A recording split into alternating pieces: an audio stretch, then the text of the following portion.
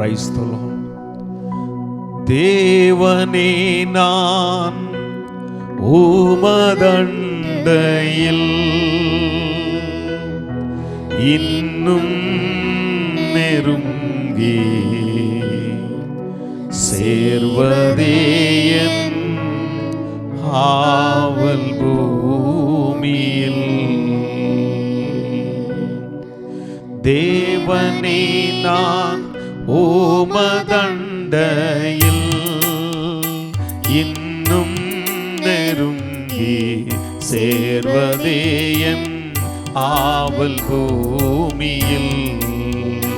இன்னும் நெருங்கி சேர்வதே என் ஆவல் பூமியில். மாவலிய கோரமாக வன்சிலுவை மீதினில் யான் மாவலிய கோரமாக வன்சிலுவை மீதினில் யான் கோவை தொங்க நேரிடினும் ஆவலாயும் அண்டை சேர்வே. தேவனே நான் உமதண்டையில் இன்னும் நெருங்கி சேர்வதே என் ஆவல் பூமியில். இன்னும் நெருங்கி சேர்வதே என் ஆவல் பூமியில். தேவனே நான் உமதண்டையில் இன்னும் நெருங்கி சேர்வதே என் ஆவல் பூமியில். இன்னும் நெருங்கி சேர்வதே என் ஆவல் பூமியில்.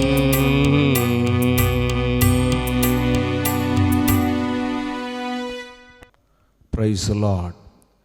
நம்முடைய ஆண்டவரும் அருமைரட்சகருமாய் இருக்கிற இயேசு கிறிஸ்துவின் நாமத்தினாலே மீண்டுமாக உங்களை வாழ்த்துகிறேன். ஒரு வேத பகுதியை நாம் வாசிக்கலாம். சங்கீதங்களின் புஸ்தகம் 20:7 வசனத்தை நாம் வாசிக்கலாம். சங்கீதம் 20:7 வாசிக்கலாம். சிலர் ரதங்களை குறித்தும் சிலர் குதிரைகளை குறித்தும் மேன்மை பாராட்டுகிறார்கள். நாங்களோ எங்கள் தேவனாகிய கர்த்தருடைய நாமத்தை குறித்து அல்லாமல் மேன்மை பாராட்டுவோம். தேவனுடைய நாமத்தை குறித்தே மேன்மை பாராட்டுகிறோம். ஹல்லேலூயா. நம்முடைய கண்களை மூடி நாம் ஜெபிக்கலாம். எங்களை அதிகமாக நேசிக்கிற பரிசுத்த பிதாவே, இந்த வேளையில் கூட உம்முடைய சமூகத்தை நாங்கள் அமர்ந்திருக்கும் போது கர்த்தர் எங்களோடு கூட உம்முடைய திருவாய் மலர்ந்து பேசுவீராக. ஆவியாயும் ஜீவனாயும் இருக்கிற உம்முடைய அபிஷேகமுள்ள வார்த்தைகள் எங்களை உயிர்ப்பிக்கட்டும். ஆண்டவரே நல்ல வேத பகுதி நாங்கள் தியானிக்கிறோம். ஏற்ற வார்த்தைகளை தந்து எங்களை போஷிப்பீராக. அவப்பா, எங்களை ஒவ்வொரு நாளும் நடத்துகிறது உம்முடைய வார்த்தை.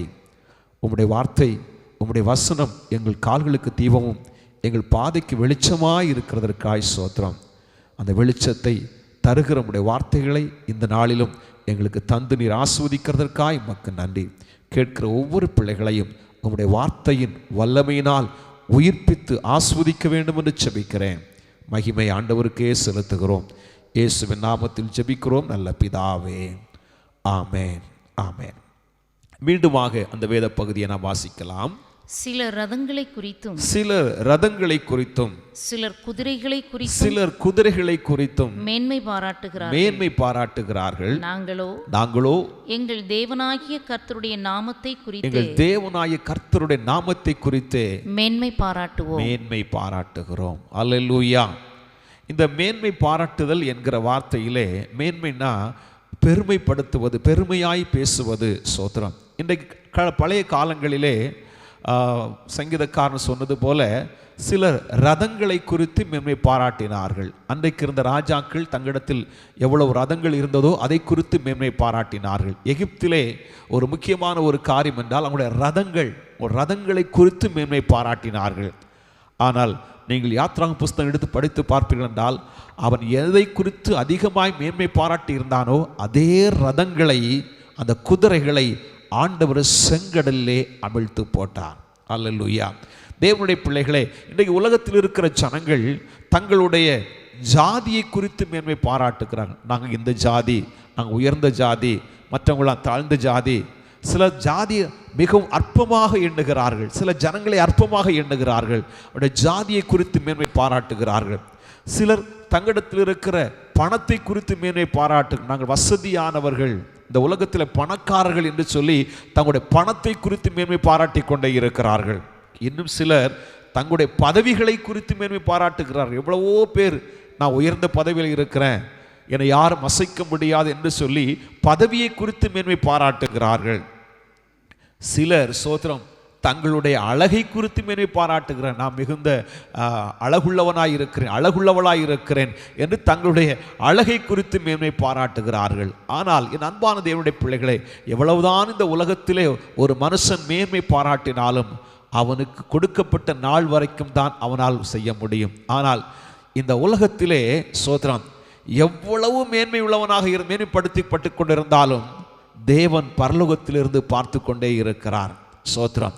எனக்கு அன்பானவருடைய பிள்ளைகளே, ஆனால் சங்கீதக்காரன் சொல்லுகிறார், நாங்களோ எங்கள் தேவனாகிய கர்த்தரை குறித்து மேன்மை பாராட்டுகிறோம். Praise the Lord. பழைய ஏற்பாட்டு பரிசுத்தவான்கள் எல்லாரும் அவருடைய தேவனுடைய நாமத்தை குறித்து மேன்மை பாராட்டுகிறார்கள். நீங்கள் 1 சாமுவேல் புஸ்தகம் 17ஆம் அதிகாரம் 45வது வசனத்தை நாம் வாசிக்க கேட்போம். 1 சாமுவேல் 17:45. அதற்கு தாவீது பெலிஸ்தியனை நோக்கி நீ பட்டயத்தோடும் ஈட்டியோடும் கேடகத்தோடும் என்னிடத்தில் வருகிறாய். நானோ நீ நிந்தித்த இஸ்ரவேலின் ராணுவங்களின் தேவனாகிய சேனைகளுடைய கர்த்தருடைய நாமத்தில் நான் வருகிறேன் என்று சொல்லுகிறான். எனக்கு அருமையான தேவனுடைய பிள்ளைகளே, இங்கு பாருங்க, கோலியாத் என்கிற ஒரு பெரிய மல்லன் இருந்தான். அவன் பெலிஸ்தியருடைய பாளையத்தில் இருந்து கொண்டு இஸ்ரவேலுடைய படைகளுக்கு முன்பாக வந்து அவன் கொக்கரித்து கொண்டிருக்கிறான். உங்களில் தைரியம் இருந்தால் நீங்கள் வாருங்கள் என்று பார்த்து சொல்லுகிறான். பாருங்க அன்பான தேவனுடைய பிள்ளைகளே, இஸ்ரவேல் படை எல்லாம் பயந்து திகிலடைந்து ஒளித்து கொண்டிருக்கிறார்கள். இந்த வேளையில்தான் தாவீது என்கிற தேவனால் அபிஷேகம் பண்ணப்பட்ட தேவனுடைய மனிதன் பாளையத்துக்குள்ளே வருகிறான். எனக்கு அருமையானவருடைய பிள்ளைகளே, இந்த பெலிஸ்தியன், இந்த கோலியாத் தன்னுடைய கையில் இருந்த பட்டயத்தின் மேல் மேன்மை பாராட்டி கொண்டிருந்தான், தன்னுடைய கவசத்தின் மேல் மேன்மை பாராட்டி கொண்டிருந்தான், தன்னுடைய தலைச்சீராவின் மேல் மேன்மை பாராட்டி கொண்டிருந்தான், தன்னுடைய உடல் உயரத்தின் மேல் மேன்மை பாராட்டி கொண்டிருந்தான், தன்னுடைய கேடகத்தின் மேல் மேன்மை பாராட்டி கொண்டிருந்தான். ஆனால் தாவீதுக்கு இதெல்லாம் மேன்மை பாராட்ட இல்லவே இல்லை. அவனுக்கு ஒன்று தெரியும், எங்கள் தேவன் சர்வ வல்லமையுள்ள தேவன். என கேட்கிற அருமையானவருடைய பிள்ளைகளே, பூமியும் அதன் நிறைவும் கர்த்தருடையது என்று வேதம் சொல்லுகிறது. இந்த உலகத்தின் ஒவ்வொரு அசைவுகளையும் உன்னிப்பாக கவனித்து அதை நடப்பிக்கிறவர் நம் தேவனாகிய கர்த்தர் ஒருவர் தான். அல்லேலூயா. வேதம் சொல்லுகிறது, அவர் சொல்ல ஆகும், அவர் கட்டளையிட நிற்கும் என்று வேதம் சொல்லுகிறது. நம்முடைய தேவனை எதிர்த்து நிற்க இந்த உலகத்தில் எந்த சக்தியாலும் முடியாது என்பதில் சந்தேகமே இல்லை. ஒருவேளை எதிர்த்து நிற்பதை போல சில காலங்கள் காணப்படலாம், எதிர்க்கிறதை போல காணப்படலாம். ஆனால் நம்முடைய தேவனாகிய கர்த்தரை, தேவனுடைய ஜனங்களை யாரெல்லாம் எதிர்த்தார்களோ அவர்களெல்லாம் தரைமட்டமாக்கப்பட்டார்கள் என்பதில் சரித்திரம் சான்றாக இருந்து கொண்டிருக்கிறது. இங்கு பாருங்க, பழைய ஏற்பாட்டு பரிசுத்தவான்கள் எல்லாரும் அவர்களுடைய தேவனுடைய, நம்முடைய ஆண்டவராகிய கர்த்தருடைய நாமத்தை குறித்து மேன்மை பாராட்டி கொண்டே இருந்தார். அதனால அவங்களுடைய வாழ்க்கையில ஜெயத்தை பெற்றுக் கொண்டார்கள். பாருங்க, தாவீது தன்னுடைய தேவனுடைய நாமத்தை குறித்து மட்டும்தான் மேன்மை பாராட்டுகிறான். தன்னிடத்தில் இருக்கிற வேறு ஒன்றை குறித்து மேன்மை பாராட்டல. நான் ஈசாயுடைய மகன், எங்க அண்ணன் வந்து யுத்தத்தில் ரொம்ப வல்லவர், சோத்ராம், எதில் ஒன்று சொல்லல. அவன் சொன்னான், நான் நிந்திக்கிற இஸ்ரவேலின் ராணுவங்களுடைய தேவனுடைய நாமத்தில் மட்டும்தான் வருகிறேன்னு சொல்லி தன்னிடத்தில் இருந்த ஒரு சின்ன கவன் எடுத்து அடித்தான். கோலியாத்து ஒரே அடியிலே கீழே விழுந்தான். எனக்கு அன்பானவருடைய பிள்ளைகளே, பழைய ஏற்பாட்டு பரிசுத்தவான்கள் எல்லாம் ஆண்டவருடைய நாமத்தை குறித்து மேன்மை பாராட்டினார்கள். அதே போல நாமும் கர்த்தருடைய நாமத்தை குறித்து எப்பொழுதும் மேன்மை பாராட்ட கடனாளிகளாயிருக்கிறோம். அல்லேலூயா. ஆனால் புதிய ஏற்பாட்டு பரிசுத்தவான்களுக்கு வேதம் என்ன சொல்லுகிறது? எதை குறித்து மேன்மை பாராட்ட வேண்டும்? கலாத்தியர் 6ஆம் அதிகாரம் 14வது வசனத்தை வாசிக்கலாம். கலாத்தியர் 6ஆம் அதிகாரம் 14வது வசனத்தை நாம் வாசிக்க கேட்போம். நானோ நம்முடைய கர்த்தராகிய இயேசு கிறிஸ்துவின் சிலுவையை குறித்தே அல்லாமல், நாங்களோ கர்த்தராகிய இயேசு கிறிஸ்துடைய சிலுவை குறித்து அல்லாமல் வேறொன்றையும் குறித்து மேன்மை வேறொன்றை குறித்து மேன்மை பாராட்ட மாட்டோம். அல்லேலூயா. அன்பான தேவனுடைய பிள்ளைகளே, அங்கு சங்கீதக்காரன் சொல்லுகிறான், நாங்கள் எங்கள் தேவனுடைய நாமத்தை குறித்தே மேன்மை பாராட்டுவோம். ஆனால் புதிய ஏற்பாட்டு பரிசுத்தவான்களுக்கு பரிசுத்த பவுல் கலாத்தியருக்கு எழுதும்போது சொல்லுகிறார், நாங்களோ எங்கள் ஆண்டவராய் இயேசு கிறிஸ்துவின் சிலுவையை குறித்து தான் மேன்மை பாராட்டுவோம். Praise the Lord. சிலுவையை குறித்து அல்லாமல் வேறு ஒன்றை குறித்து மேன்மை பாராட்டுவோம் என்று சொல்லுகிறான். என் அன்பானவருடைய பிள்ளைகளே, அப்படி என்றால் ஏன் இந்த சிலுவையில் என்ன இருக்கிறது? இந்த சிலுவையில் உள்ள இருந்த மகிமை என்ன அப்படி என்று வாசிப்போம் என்றால், கலாத்தியர்கள் நிருபம் அதே 3ஆம் அதிகாரம் 13வது வசனத்தை வாசிக்கலாம். நியாயப்பிரமாணத்தினாலே ஒருவனும் தேவனிடத்தில் நீதிமானாகிறதில்லை என்பது ஆமென், ஸ்தோத்திரம், வெளியரங்கமாய் இருக்கிறது. ஓகே. ஏனெனில் விசுவாசத்தினாலே ஆமென் நீதிமான் பிழைப்பான் என்று எழுதியிருக்கிறதே. கலாத்தியர் 3ஆம் அதிகாரம் 13வது வசனம். மரத்திலே தூக்கப்பட்ட எவனும் சபிக்கப்பட்டவன் என்று எழுதியிருக்கிறபடி கிறிஸ்து நமக்காக சாபமாகி நியாயப்பிரமாணத்தின் சாபத்திற்கு ஆமென் நம்மை நீங்களாக்கி மீட்டுக் கொண்டார். அல்லேலூயா. அன்பான தேவனுடைய பிள்ளைகளே, பழைய ஏற்பாட்டு புஸ்தகத்தின்படி, பிரமாணத்தின்படி ஒரு மனுஷன் மரத்திலே தூக்கப்படுகிறான் என்றால், சிலுவை மரணத்திலே தூக்கப்படுகிறான் என்றால் அவன் சபிக்கப்பட்டவன். ஆனால் பவுல் எழுதுகிறார், இந்த சபிக்கப்பட்ட சிலுவை மரணத்தை குறித்து மேன்மை பாராட்டுங்கள் என்று சொல்லி, சிலுவையை குறித்து இல்லாமல் நாங்கள் ஒன்றை குறித்து மேன்மை பாராட்டுவோம் என்று சொல்லுகிறார். ஆனால் சிலுவை மரத்துடைய தன்மை என்னவென்றால், அந்த சிலுவை மரத்திலே மரிக்கிறவன் சபிக்கப்பட்டவன். ஏனென்றால் சிலுவையிலே மரிக்கிறவன் அவன் தவறு செய்தவன், குற்றம் செய்தவன், பாவம் செய்தவன், அநியாயம் செய்தவனுக்கு என்று கொடுக்கப்படுகிற ஒரு மரம் தான் சிலுவை மரணம்.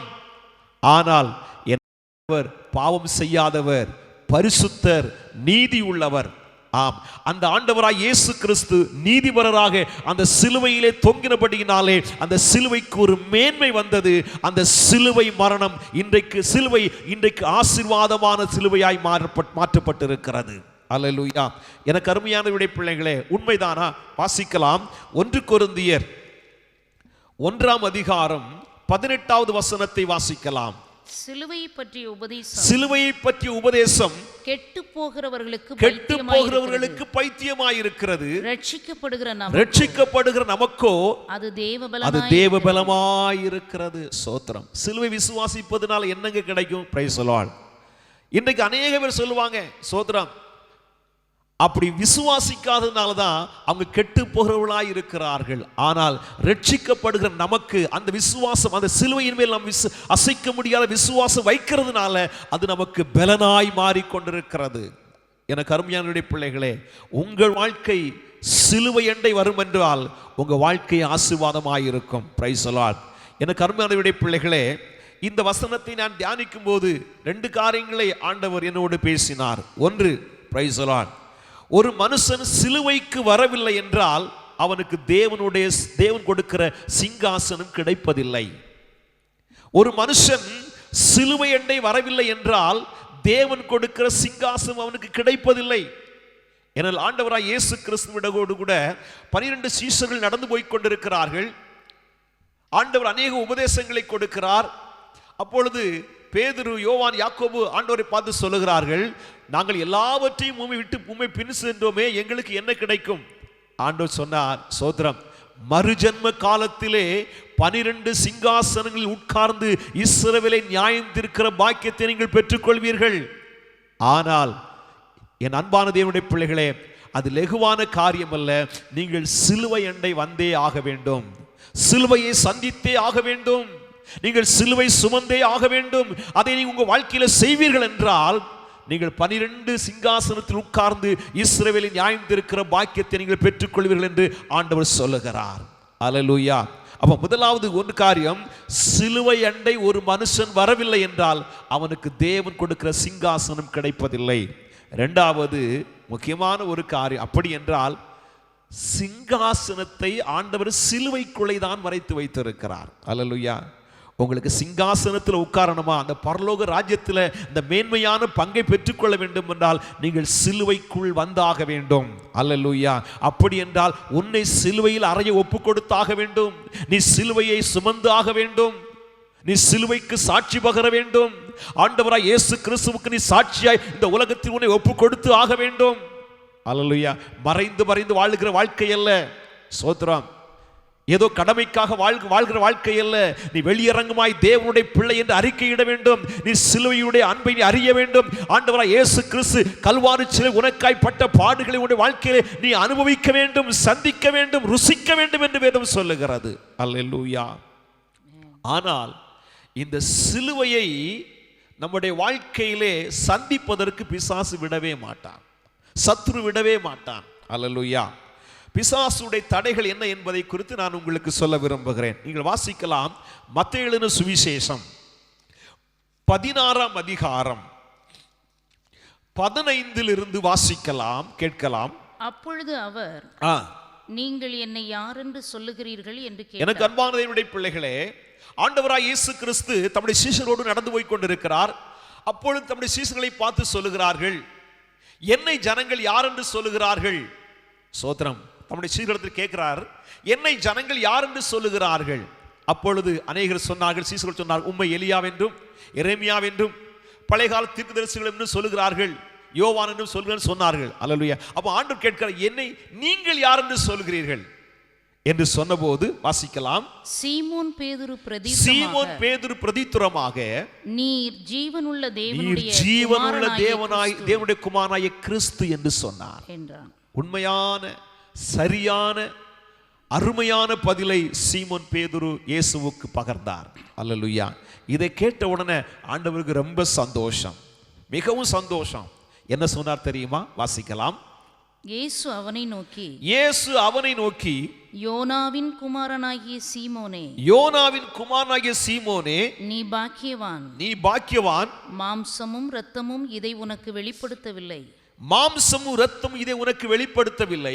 பரலோகத்தில் இருக்கிற என் பிதா இதை உனக்கு வெளிப்படுத்தினார். Well done. முதுகுல தட்டி கொடுக்கிறார். ரொம்ப அருமையாய் பதில் சொன்னாய். ஆனா ஒண்ணு, இது மாம்சம் இரத்தம் உனக்கு வெளிப்படுத்தலப்பா. சோத்ரம். என் தேவனாகிய கர்த்தரே உனக்கு வெளிப்படுத்தினார், பிதாவே உனக்கு வெளிப்படுத்தினார். பேதுருக்கு ரொம்ப சந்தோஷம். அல்லேலூயா. ரொம்ப சந்தோஷமா போய்கிட்டு இருக்கிறாரு. அப்படி போய்கொண்டு இருக்கும்போது ஆண்டவர் அவரிடத்தில் திரும்ப ஒரு வார்த்தை சொல்லுகிறார். 21ஆம் வசனத்திலிருந்து வாசிப்போம்.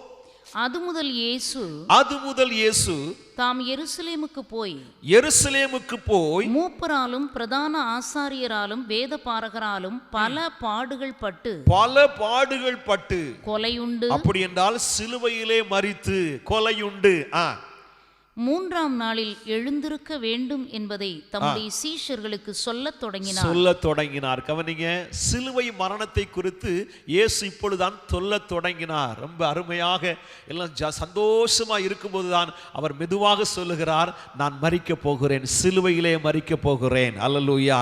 அவர் வந்த நோக்கத்தை வெளிப்படுத்துகிறார். Price the Lord. ஏனென்றால் அவருக்கு தெரியும், சிலுவையிலே நான் மரித்ததினாலே இந்த உலகத்திற்கு பெரிய ரட்சிப்பு உண்டாக போகிறது. இங்கு இருக்கிற ஜனங்களில் அநேக ஆயிரக்கணக்கான கோடிக்கணக்கான ஜனங்களை பரலோகத்துக்கு கொண்டு போவதற்காக நான் சிலுவையிலே மரித்தாக வேண்டும், சிலுவை வண்டையில் ஜனங்கள் வந்தாக வேண்டும் என்கிற அந்த ரகசியத்தை வெளிப்படுத்துகிறார். இதை சொன்ன உடனே என்ன நடந்துச்சு தெரியுமா? வாசிக்கலாம். அப்பொழுது பேதுரு அவரை தனியே அழைத்து கொண்டு போய், ஆண்டவரே, இது உமக்கு நேரிடக்கூடாதே, என்று இது உமக்கு சம்பவிப்பது இல்லை என்று அவரை கடிந்து கொள்ள தொடங்கினான். பாருங்க, ரொம்ப அன்பானவங்க தான், அழகாக வெளிப்பாடு சொன்னாங்க. நீர் ஜீவனுள்ள தேவனுடைய குமாரனாகிய கிறிஸ்து என்று சொல்லி தெளிவாய் சொன்னவர் தான். ஆனா சிலுவை என்று வந்தபோது அவனுக்கு தெரியும், சத்துருவுக்கு தெரியும், ஆண்டவர் காரணம் இல்லாமல் சிலுவையிலே மரிப்பது இல்லை. சோத்ராம். எங்க பேதுரு சொல்லுகிறான், சோத்ராம், ஆண்டவரே நீர் சிலுவையில மரிக்க கூடாது, நீர் மரிக்கவே கூடாதுன்னு சொல்லி கண்டிப்பாக சொல்லுகிறான். அல்லேலூயா. அது மட்டுமா? கவனிங்க, நீங்க மார்க் எழுதின சுவிசேஷம் 15ஆம் அதிகாரம் 30வது வசனத்தை வாசிக்கலாம். Price the Lord. மார்க் எழுதின சுவிசேஷம் 15ஆம் அதிகாரம் 30வது வசனத்தை வாசிக்கலாம். உன்னை நீயே ரட்சித்துக்கொள், சிலுவையிலிருந்து இறங்கி வா என்று அவரை தூஷித்தார்கள். கவனிங்க, அவர் சொல்ல, நீர் தேவனுடைய குமாரனாகிய கிறிஸ்துவானால் நீ சிலுவையிலிருந்து இறங்கி வா. அப்படின்னா சிலுவையிலிருந்து அவர் இறங்கி வந்து விட்டவென்றால் ரட்சிப்பு மனுக்குலத்திற்கு வர முடியாது, ரட்சிப்பை ஜனங்கள் அனுபவிக்க முடியாது. பிசாசுடைய பெரிய தந்திரம் இந்த சிலுவையில தொங்கிக் கொண்டிருக்கும் போதாவது இயேசுவை சிலுவையிலிருந்து கீழே இறக்க வேண்டும், அவர் மரிக்க கூடாது சிலுவையிலே. ஆமென். எனக்கு அன்பானவருடைய பிள்ளைகளே, வேதத்திலே ஆண்டவர் அருமையாக எழுதி வைத்திருக்கிறார், சிலுவையினால் தான் நமக்கு சிங்காசனம் உண்டு. ஹல்லேலூயா. கடைசி வரைக்கும் சத்துரு போராடுகிறான், சிலுவையிலே இயேசு மரிக்க கூடாது. ஹல்லேலூயா. ஆண்டவர் சிலுவையில் தான் சாத்தானுடைய தலையை அவர் தகர்த்தார்.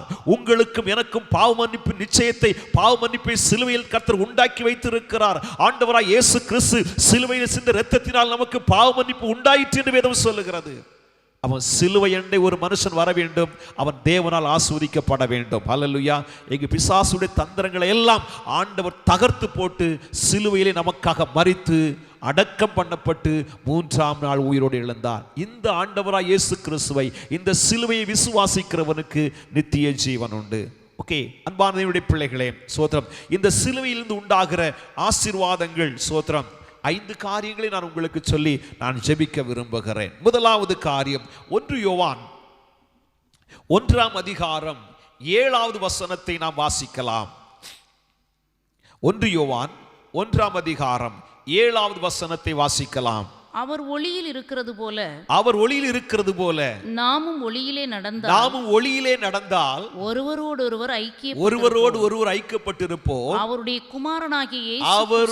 குமாரனாகிய இயேசு கிறிஸ்துவின் இரத்தம் சகல பாவங்களை நீக்கி நம்மை சுத்திகரிக்கிறது. ஆமென். அப்படி என்றால் என்ன?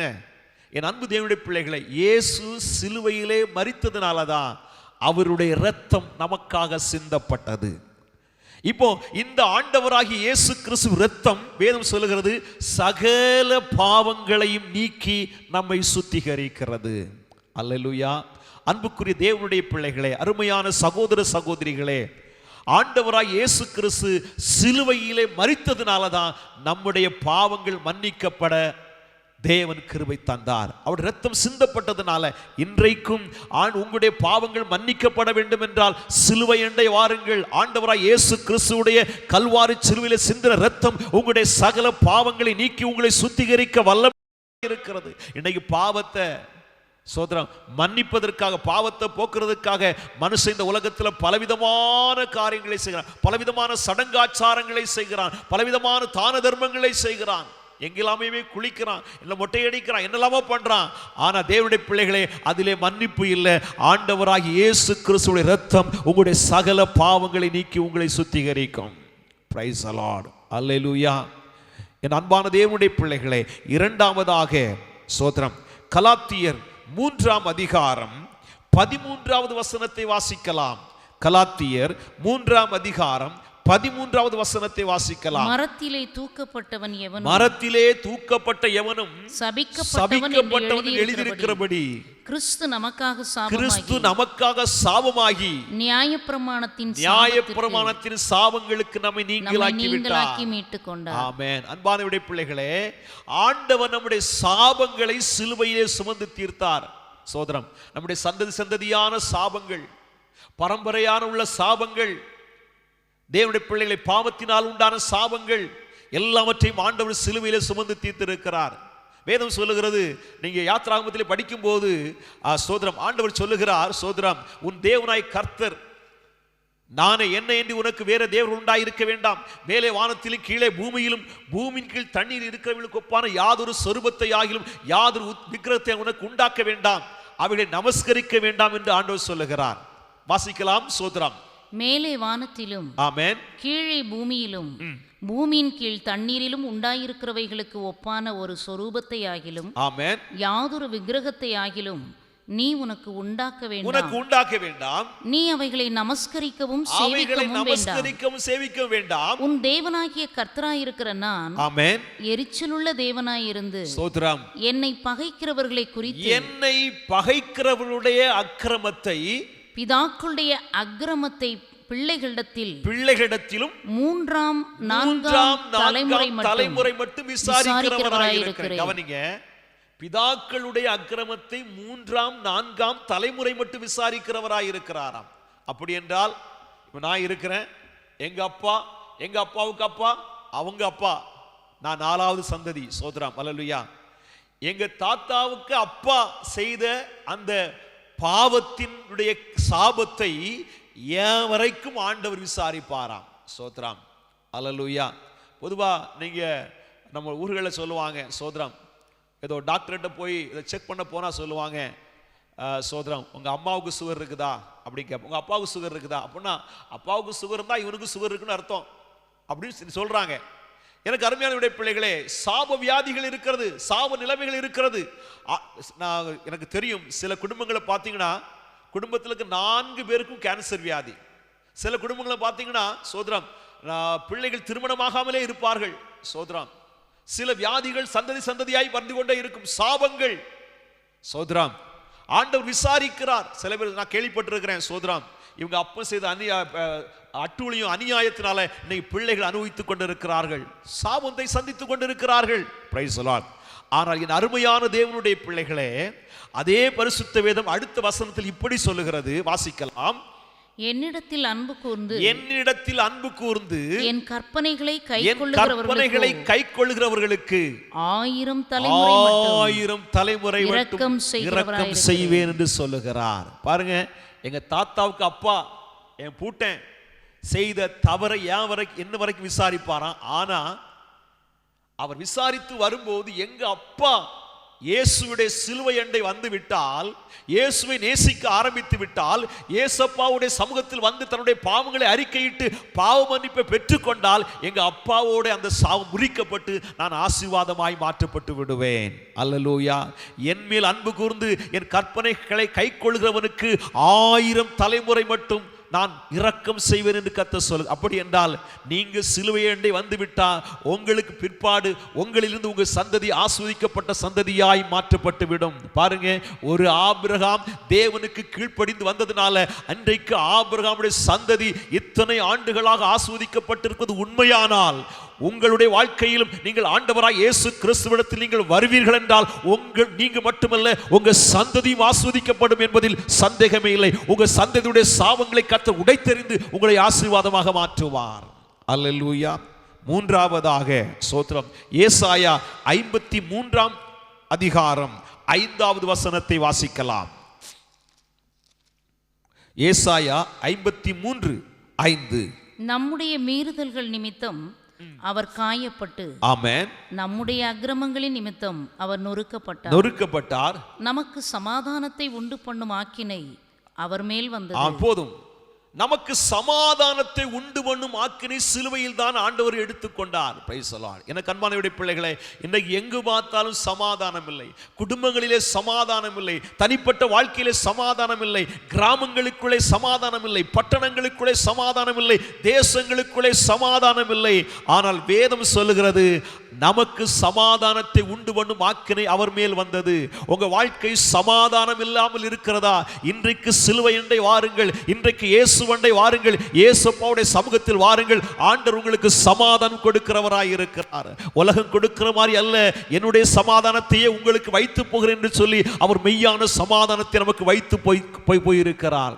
என்னை கேட்டுக்கொண்டிருக்கிற அருமையானவருடைய பிள்ளைகளே, உங்க வாழ்க்கையில் சமாதானம் இல்லையா? உங்க குடும்பத்தில் சமாதானம் இல்லையா? தேவ சமூகத்தில் கண்ணீரோடு சிலுவை முன்பு வாருங்கள். உங்க வாழ்க்கை சமாதானம் உள்ளதாய் மாறும். ஏனென்றால் சிலுவையில் தான் ஆண்டவர் நமக்கு சமாதானத்தை வைத்திருக்கிறார். அல்லேலூயா. எனக்கு அருமையான தேவனுடைய பிள்ளைகளே, அதே அதிகாரத்தை அந்த வசனத்தை திரும்ப படிங்க, தொடர்ந்து படிங்க. Price the Lord. நாம் எல்லாரும் ஆடுகளைப் போல வழிதப்பி திரிந்து ஆமென், அவனவன் தன் தன் வழியிலே போனோம். ஆமென். கர்த்தரோ நம்ம எல்லாருடைய அக்கிரமத்தையும் அவர் மேல் விழப்பண்ணினார். ஆமென். அவர் நெருக்கப்பட்டும் ஐந்தாவது வசனம் திரும்ப. நம்முடைய மீறுதல்கள் நிமித்தம் அவர் காயப்பட்டு நம்முடைய அக்கிரமங்களின் நிமித்தம் அவர் நொறுக்கப்பட்டார். நமக்கு சமாதானத்தை உண்டு பண்ணும் ஆக்கினை அவர் மேல் வந்தது. அவருடைய தழும்புகளால் குணமாகிறோம். நான்காவதாக அவருடைய தழும்புகளால் நாம் குணமாகிறோம். எனக்கு அருமையான தேவனுடைய பிள்ளைகளை, நிச்சயமாகவே சொல்லுகிற, இன்றைக்கும் அவருடைய தழும்புகளால் நமக்கு சுகம் உண்டு. Price the Lord. உங்கள் முன்பாக பேசிக் கொண்டிருக்கிற இந்த அடியன் சொல்லுகிறேன், என்னுடைய வாழ்க்கையில் வந்த பெரிய வியாதியில் இருந்து ஆண்டவர் அவருடைய தழும்புகளால் என்னை சுகப்படுத்தினார். மரணத்திற்கு பக்கத்தில் சென்ற என்னை ஆண்டவர் அந்த மரணத்தின் பிடியிலிருந்து என்னை தூக்கி எடுத்து தம்முடைய தழும்புகளால் என்னை சுகமாக்கினார். அல்லேலூயா. எனக்கு அருமையான பிள்ளை, இந்த உலகத்தில் எத்தனையோ ஜனங்களுக்கு சாட்சி சொல்ல முடியும், ஆண்டவர் தம்முடைய தழும்புகளால் என்னை சுகமாக்கி இருக்கிறார். என் அன்பு பிள்ளைகளே, சிலுவை அண்டை வந்தீர்கள் என்றால் அவருடைய தழும்புகளால் உங்களுக்கு சுகம் உண்டா. எப்பேற்பட்ட வியாதியா இருக்கலாம், எவ்வளவு பெரிய வியாதியா இருக்கலாம், உண்மையா இயேசுவிடத்தில் நீங்க வந்தீர்கள் என்றால் அவருடைய தழும்புகளால் உங்களுக்கு சுகம் உண்டு. இது எங்க உண்டு கிடைச்சு தெரியுமா? சிலுவையில் தான் கிடைச்சது. அவர் சிலுவை மரணத்தை ருசி பார்த்ததுனால தான், அவருடைய காயப்பட்டதுனால தான் அவருடைய தழும்புகளில் நமக்கு சுகம் உண்டாயிற்று. ஹல்லேலூயா. ஐந்தாவதாக ஸ்தோத்திரம். ஹல்லேலூயா. வாசிக்கலாம். 1 கொரிந்தியர் 15ஆம் அதிகாரம் 55வது வசனத்தை வாசிக்கலாம். 1 கொரிந்தியர் 15:55. மரணமே உன் கூர் எங்கே? மரணமே உன் கூர் எங்கே? பாதாளமே உன் ஜெயம் எங்கே? பாதாளமே உன் ஜெயம் எங்கே? மரணத்தின் கூர் பாவம். ஆமென். பாவத்தின் பலன் நியாயப்பிரமாணம். ஆமென். அல்லேலூயா. நம்முடைய ஆண்டவர் மரணத்தையும் பாதாளத்தையும் ஜெயித்தார். அல்லேலூயா. எனக்கு அருமையானவருடைய பிள்ளைகளே, இந்த உலகத்தில் பிறந்த எல்லா மனுஷனும் ஒரு நாள் மரிக்கத்தான் போகிறார்கள், மரிப்பார்கள், மரித்துக் கொண்டிருக்கிறார். ஆனால் இரண்டாவது ஒரு மரணம் இருக்கிறது. ஸ்தோத்திரம். அல்லேலூயா. என் அன்பு தேவனுடைய பிள்ளைகளே, இந்த உலகத்தை விட்டு ஒரு மனுஷன் கடந்து போகும்போது ஆண்டவர் கொடுத்த ரட்சிப்பை பெறாமல் கடந்து போவான் என்றால், சிலுவை அண்டை ஒரு மனுஷன் வராமல் இந்த உலகத்தை விட்டு கடந்து போவான் என்றால், அவனுக்கு இரண்டாவது ஒரு மரணம் வைக்கப்பட்டிருக்கிறது, எரிகிற அக்கினி கடல். அல்லேலூயா. அதிலே அவன் பங்கடைகிறவனாய் காணப்படுகிறான். ஆனால் எந்த ஒரு மனுஷன் சிலுவை அண்டை வந்து பாவ மன்னிப்பை பெற்றுக்கொண்டு பரிசுத்தமாய் இயேசுவுக்கு சாட்சியாய் ஓடி முடிக்கிறானோ, அவனுக்கு இரண்டாம் மரணத்தில் பங்கு இல்லை என்று என் பரிசுத்த வேதம் சொல்லுகிறது. அல்லேலூயா. அவன் மரணத்தை ஜெயிக்கிறவனாய் மாறுகிறான். அல்லேலூயா. என்னை கேட்டுக்கொண்டிருக்கிற அருமையானுடைய பிள்ளைகளே, இந்த சிலுவையிலிருந்து உண்டாகின ஆசீர்வாதங்கள் உங்க வாழ்க்கையில் கிடைக்க வேண்டும் என்றால், இந்த சிலுவை அண்டை நீங்கள் வருவீர்கள் என்றால் என் தேவன் இந்த ஆசீர்வாதங்களை கொடுக்க. ஒருவேளை நீங்கள் ரட்சிக்கப்பட்டவராய் இருக்கலாம், ஒருவேளை இயேசுவை அறிந்தவராய் இருக்கலாம், ஒருவேளை இயேசுவுடைய கிறிஸ்தவர் என்று சொல்லலாம், கிறிஸ்தவ அல்லாதவராக இருக்கலாம். அல்லேலூயா. யாராக இருந்தாலும் உங்களுக்கு இந்த ஆசீர்வாதங்கள் இல்லை என்றால் இன்றைக்கே ஒரு தீர்மானம் எடுங்கள். இயேசுவண்டை வாருங்கள், சிலுவை அண்டை வாருங்கள். தேவன் கொடுக்கிற இந்த மேன்மையான ஆசீர்வாதங்களை பெற்றுக்கொள்ளுங்கள் என்று கர்த்தர் சொல்லுகிறார். அல்லேலூயா. அப்படி என்றால் அந்த வசனத்தை திரும்ப வாசிப்போமா? கலாத்தியர் 6ஆம் அதிகாரம் 14வது வசனத்தை நாம் வாசித்து ஜெபிப்போமா? கலாத்தியர் 6ஆம் அதிகாரம் 14வது வசனத்தை வாசிக்கலாம். நானோ நம்முடைய கர்த்தராகிய இயேசு கிறிஸ்துவின் சிலுவையை குறித்தே அல்லாமல், நம்முடைய கர்த்தராகிய இயேசு கிறிஸ்துவின் சிலுவையை குறித்தே அல்லாமல் வேறொன்றையும் குறித்து மேன்மை பாராட்ட மாட்டேன். ஹல்லேலூயா.